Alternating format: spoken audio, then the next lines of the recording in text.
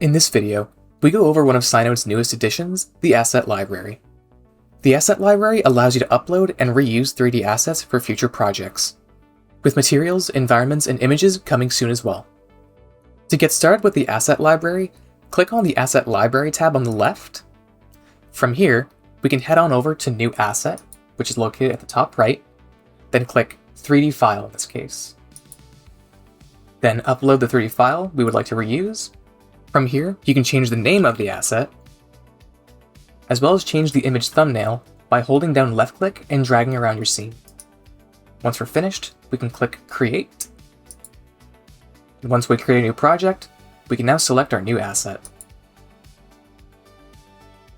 If you wish to organize your assets, you can do so by creating folders. Simply click New Folder at the top right, and type in the name you wish to name your folder. Click Confirm, and now you can create new assets directly inside this folder. The last section I want to cover is asset sharing.